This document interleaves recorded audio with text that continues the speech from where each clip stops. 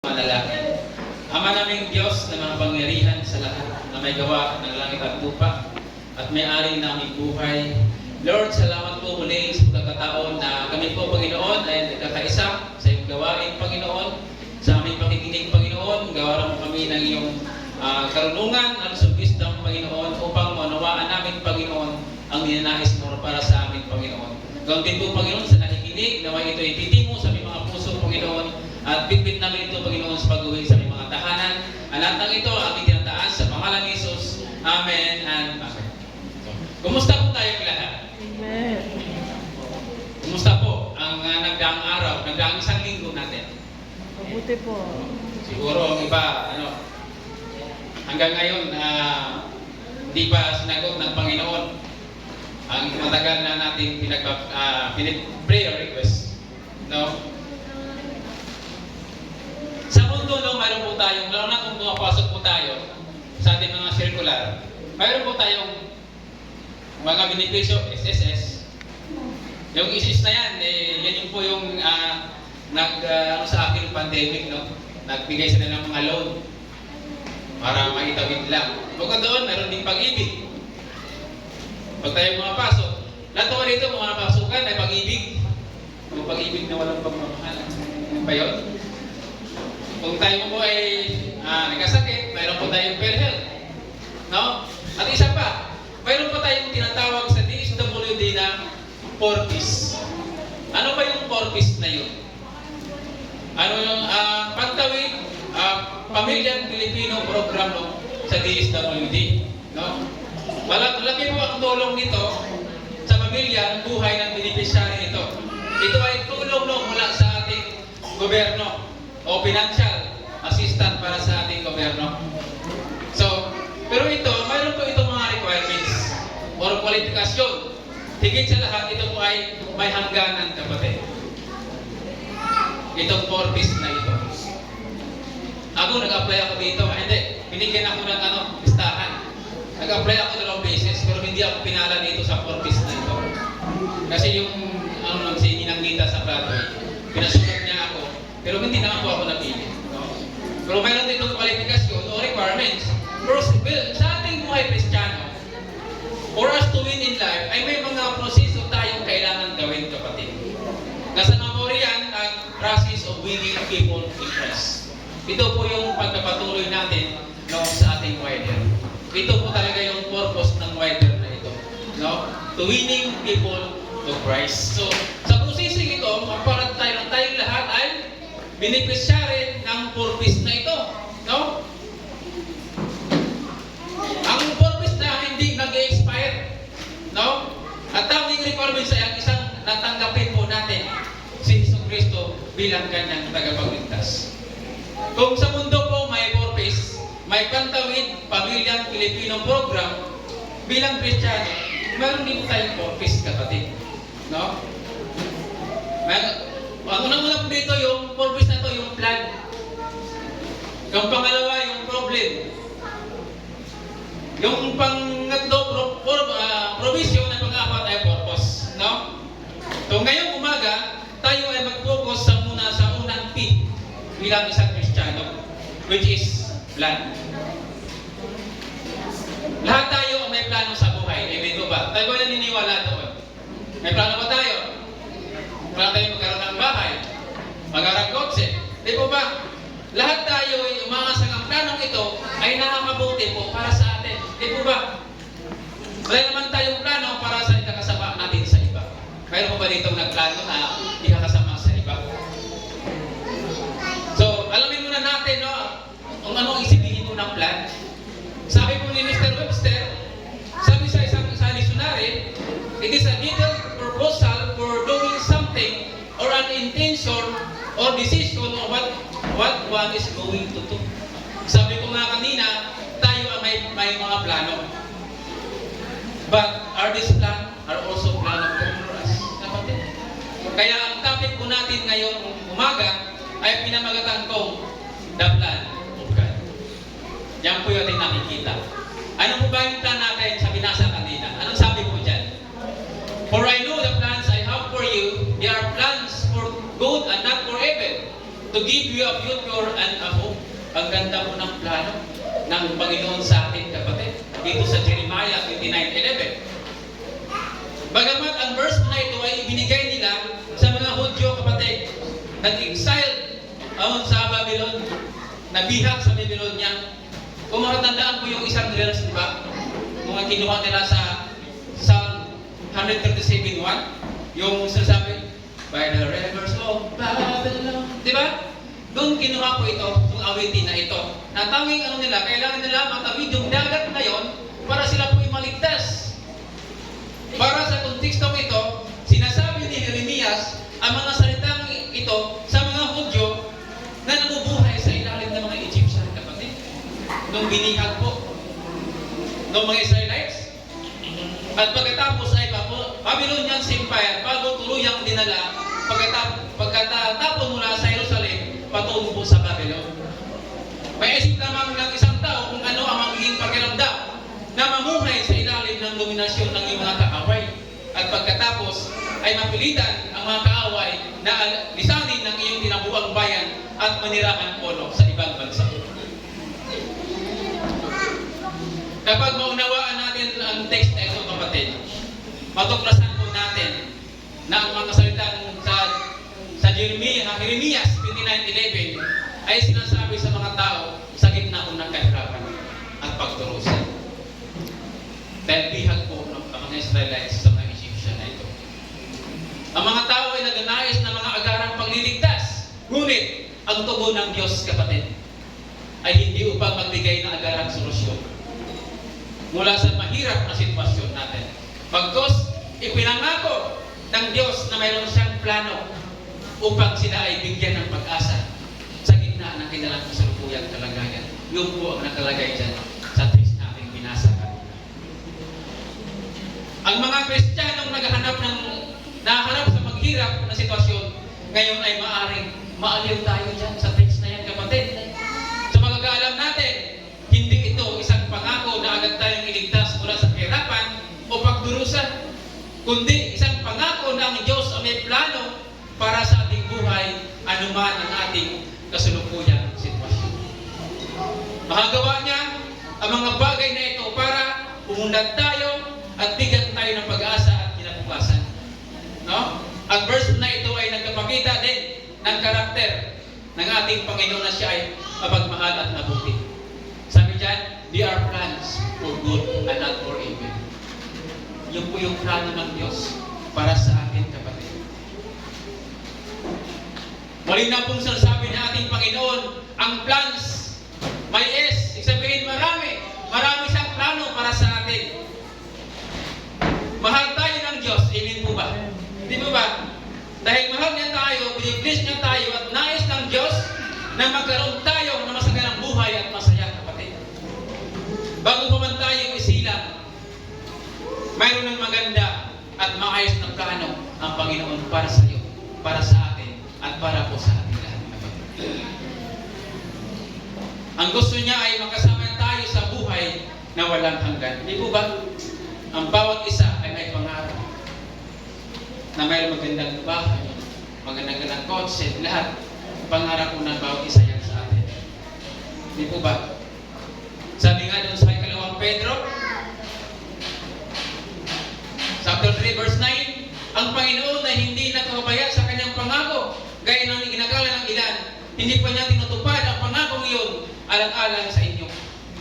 Binibigyan pa niya ng pagkakataon ang lahat upang magapagsisi at tumalikod sa kasalanan sapagkat hindi niya nais na may mapahamak, kapatid. Kaya, ilit ko na po natin, kapatid, ang hadlang po ng plano ng ating Panginoon. Umalis na po tayo doon sa namuhay tayo sa kadiliman. Di po ba? Ito po yung napakagandang balita nito sa atin. Hindi pa niya tinutupad ang pangakong iyon alang-alang sa inyo. Binibigyan pa niya ng pagkakataon ng lahat upang magpagsisi at tumalikod sa kasalanan. Sapagkat hindi niya nais na may mapahamak tayo. Di ko ba? God is good. All the time? Yun. Nung tanggapin natin ang Panginoon sa ating buhay bilang ating tagapagligtas, you have become a God child, kapatid. No? Naging anak ka na ng Diyos. Plan. Ito ay isang mga leaders na bibigyan natin ng kahulugan ng bawat titik nito ngayong umaga. Napakagandang plano ng ating Panginoon. Kaya mayroon tayong 4 na punto na pag-uusapan ngayong umaga, kapatid. Ano ba muna rito? P stand for perfect relationship with God. Nung si Adan at Eva ay nagkasala, kapatid, nung sinuway nila ang utos ng Diyos, ang tao ay nahihiwalay sa Diyos. At ang perfectong relasyon na sana ng tao sa Diyos ay naputol, di ba? Naputol. Pero hindi nawala ang pagmamahal ng Diyos sa tao. Hindi ka man dumadalo sa gawain, hindi ka man umati ng prayer meeting, kung ano ba yung gawain, ang pagiging Diyos niya ay hindi mo nawala. Siya pa rin ang Diyos. Nais ng Diyos na magkaroon pa rin ng relasyon ang tao sa Kanya.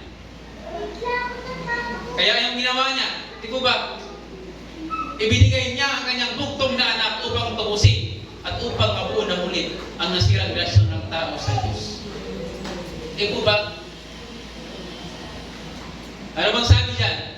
Sa John, chapter 1, verse 12. But to all who receive Him and believe in His name, He give power to become children of God. Di po ba? Kung sino man ang tumanggap sa Kanya at naniwala sa pangalan niya, ay bibigyan niyang karapatan ng pagkakataon na maging anak ng Diyos. Ang ganda po ng sinabi dyan sa scripture na yan. Kaya naman tayo ay nagkaroon na muli ng relasyon sa ating Diyos. Kapag sinabing perfect, ito ay ang relasyon natin sa ating Ama. Siya bilang ating Ama at tayo ang kanyang anak. Now, at perfectong relasyon ng Ama sa anak. So, yun ang nais ng Diyos sa atin. Yung po ang design ng gustong mangyari ng Diyos para sa atin. Magkaroon tayo ng relasyon sa Kanya bilang ating Ama at tayo bilang Kanyang mga anak. Yun ba ang gusto ng Diyos? Bilang isang magulang? Di po ba? Ating mga anak? Paano ba maging perfect relasyon sa ating mga anak? Doon ba yung sinusuway natin ng ating mga magulang? Di po ba? Kaya naman, paano tayo magkaroon ng perfectong relasyon sa ating Diyos Ama kung sa ating mga tatay o papa ay wala tayong maayos na relasyon?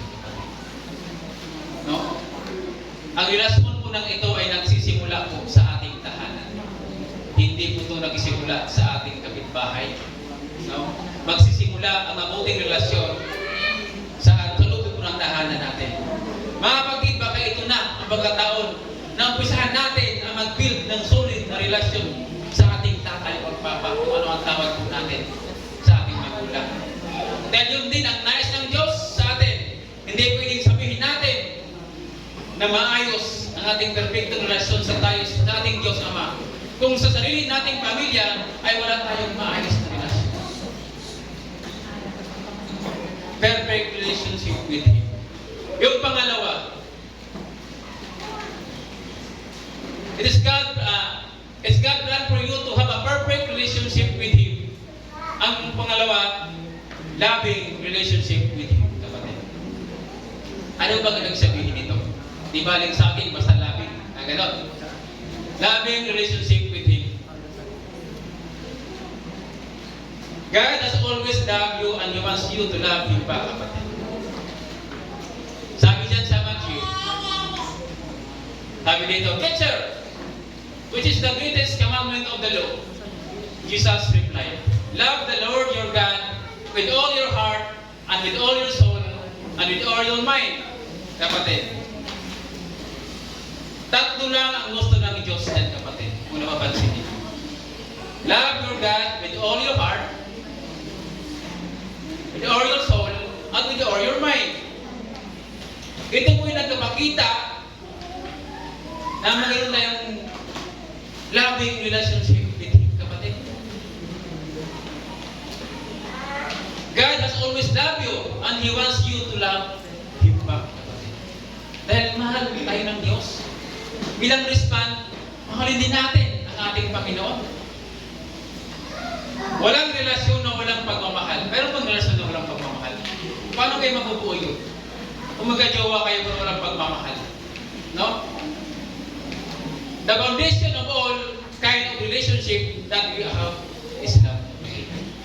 Wala pong saysay ang ginagawa natin kung wala pong pagmamahal sa ating mga puso. Ang foundation talaga ng ginagawa natin ay love. Mahal tayo ng Diyos sa lahat ng panahon at dapat mahalin din natin siya ng ating buong puso at kaluluwa at kaisipan. Sino ba dito ang walang pagmamahal sa puso? Lahat po tayo, di ba? Lahat tayo ay mahal ng Diyos. No? So ano nga ba ang ELSA plan? Balikan natin, loving relationship with Him. Ang susunod ay abundant life.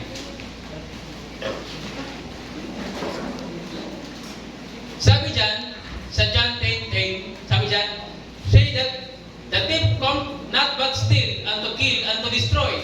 I come that they might have life and that they might have it more abundantly, kapatid.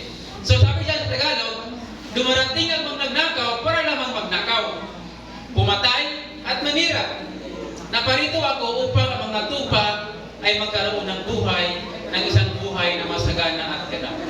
Isang buhay na mapayapa, maligaya at kontento. So hindi ito buhay na walang problema, kapatid. Andiyan sa baba, this is not a problem-free life. This is a life lived under God's authority, care, favor, and blessing. Minsan nga nakalungtong pala yan dyan sa scripture. Kaya hindi ang kasama, this is not a problem life. Nag-promise mo kasi ako gumawa ng PowerPoint. So, isa din sa napakagandang plano ng ating Diyos ay ang magkaroon tayo ng new life. Sa aklat ng 2 Corinthians chapter 5 verse 17, sabi dyan, when someone becomes a Christian, he becomes a brand new person inside. He is not the same anymore. A new life has begun. Binago ka na ng Diyos, kapatid. Huwag mo nang balikan ang dati mo nating nakahiligan. I-let go mo na. Diba? Pag nag-sorry ka na, hindi araw-araw sorry, kapatid. Hindi ka tatanggapin yan. Sorry ka ngayon, gumugas, ginawa mo na naman. Hindi po ba? I-let go mo na. Kaya sabi dyan, maliwanag, when someone becomes a Christian, he becomes a brand new person inside. He is not the same anymore. Pinano ng Diyos sa umpisa pa lamang na tagapin natin siya bilang ating tagapagligtas. Isuko at ipagkatiwala natin ang ating buhay sa Kanya. Kasama na natin ang banal na Espiritu upang bigyan tayo ng bagong buhay sa Panginoon. Bibigyan niya tayo ng kapangyarihan to see, no? Upang tayo ay mabuhay ng matuloy. So ano nga ba ang end sa plan of God? New life, kapatid. Magkaroon tayo ng bagong buhay na kasama siya at ang banal na Espiritu. Di ba napahalaga ng balita, no, sa ating naririnig? New life. Huwag mo nang balikan kung ano man ang ginagawa natin noon. Dahil alam mong nandun ka sa kadiliman at alam mo na ang banal na kasulatan, ang foundation sa ng Diyos. Huwag ko nang bumalik. Huwag nang umatras. Abanti ka na. Walang plano ang Diyos na masama para sa bawat isa sa atin. Minsan tayong tao, marami tayong plano. Hindi po ba? Sa pagsimulat ng taon ito, hindi po ba? Magkaroon tayo ng CMT meeting. Di ba? Ang plano natin. Saan nga ba yun? Sa Prayer Mountain. Plano natin yun. Pero hindi po yun ang plano ng Diyos. No? Kaya minsan ang plano na minsan ay hindi tulad ng plano ng Diyos sa atin. Di po ba? So itong taon na to, nagkaroon tayo ng bagong signal sa ating simbahan. Ilagyan natin ng mga grills, no? Kaya yung plan natin sa Prayer Mountain, dito ang ating tanong, dito nangyari sa ating church. Kasi ito po yung plano ng Diyos sa atin. Maaaring hindi pa ito ang pagkataon na doon ganapin natin ang plano na ito. Hindi ibig sabihin na hindi matuloy ang plan na yon. May ibang araw na lang, ilang buwan, no? Ganun din po bawat isa sa atin. May mga plano tayo na sa tingin natin ay makakabuti sa atin. Yes, tama yun. Pero kung hindi po yun ang plan ng Diyos para sa atin, ay hindi po niya hayaan na matupad iyon. Ayon po sa ating plan. Hindi po ba? Dahil ang Panginoon ay mas mabuti at magandang plano na nakalaan sa bawat isa sa atin.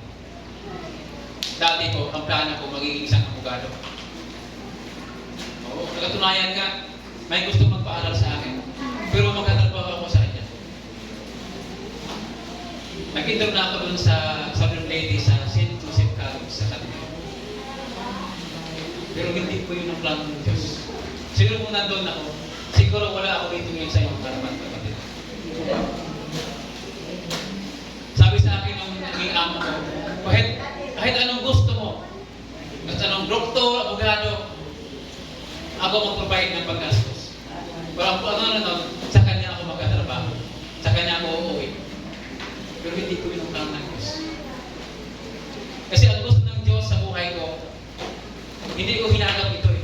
Na magbahagi pala ako ng salita. Ito po yung napakagandang decision sa buhay ko natin. Na magbahagi po ng kanyang salita. Kaya yung pagiging abogado, nagiging friendship po, kapatid. Tunay nga po na nakababless natin. Lagi nating tandaan ang mabuting plano ng ating Diyos para sa atin. Simula sa umpisa pa lang. Nasa unang gabaran ng iyong nanay, may plano na ang Diyos para sa atin. Di ba? Pag nagtayo po tayo ng bahay, di ba may plano? Ano yung mga kontraktor, di ba? May hawak-hawak po yan na. Ang tawag doon, kulay blueprint.